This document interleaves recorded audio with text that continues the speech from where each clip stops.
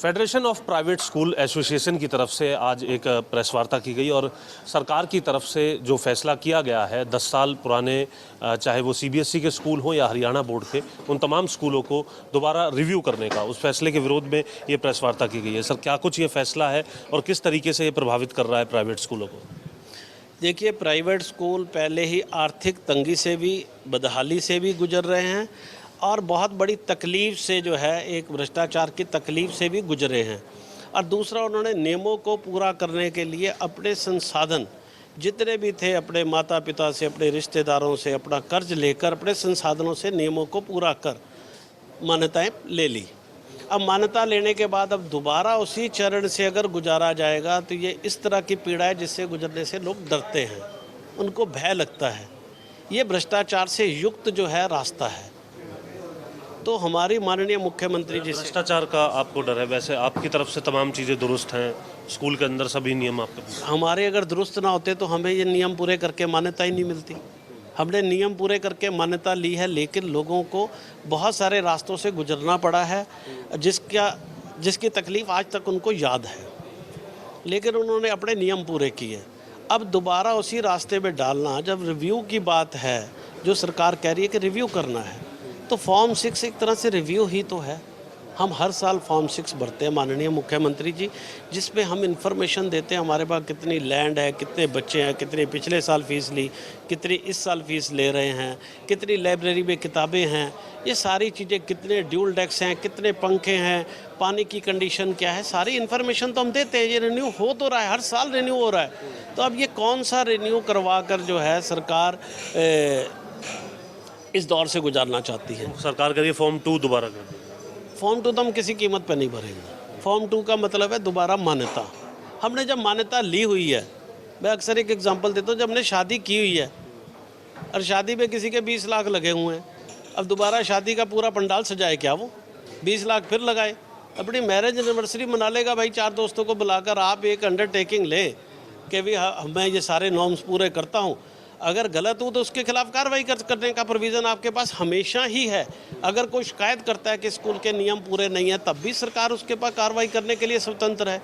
और पीछे अधिकारियों ने, जब ये स्कूल पेंडिंग रह गए थे, हमें एसोसिएशन को बुलाकर कुरुक्षेत्र के एक इवेंट में कहा तत्कालीन डायरेक्टर ने कि आप ये हाँ कर दें और स्कूल अपनी इन्फॉर्मेशन भरें और उनको हम मान्यता दे देंगे।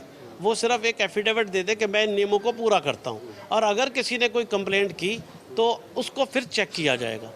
तो जब फ्रेश में वो ये प्रक्रिया अपनाने को तैयार थे, तो जिन्होंने तो परमानेंट मान्यता ली है, परमानेंट का मतलब स्थायी, तो स्थायी ली, उससे तो एक सिंपल एक एफिडेविट लिया जाए और काम को दैट सॉल्व किया जाए। उससे अपने आप ही करप्शन फ्री इंडिया की तरफ हम बढ़ेंगे।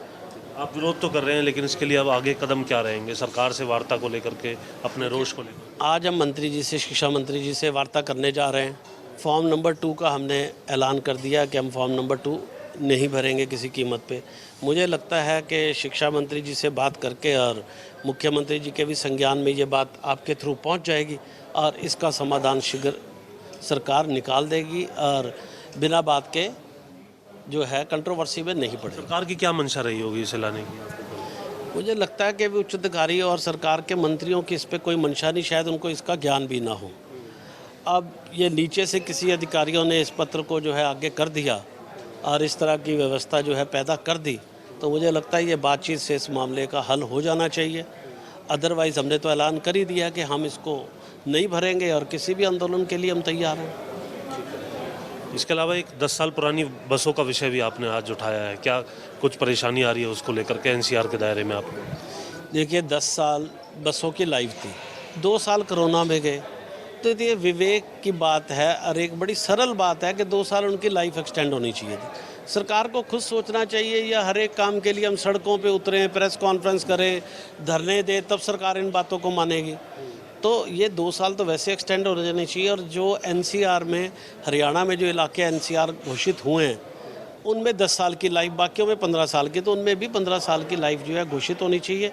और दूसरा, जो ये बसों को जो पासिंग के सेंटर हैं, ये हर ज़िले में होने चाहिए। दूसरे ज़िलों में जाने से बसों की पासिंग में बहुत दिक्कतें आ रही हैं और बच्चों की स्टडीज़ प्रभावित होती हैं। फेडरेशन ऑफ प्राइवेट स्कूल की तरफ से ये तमाम बातें रखी गई हैं। कुलभूषण जी हमारे साथ थे, तमाम जो एसोसिएशन के लोग हैं उनके साथ यही कहना है कि जो प्राइवेट स्कूल है किसी भी सूरत में फॉर्म 2 नहीं भरेंगे।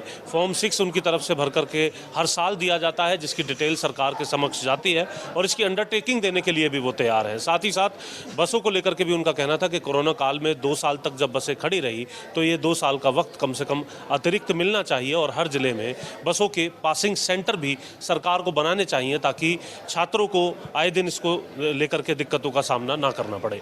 चंडीगढ़ से कैमरामैन सूर्य राजपूत के साथ जितेंद्र चौधरी, खबरें अभी तक।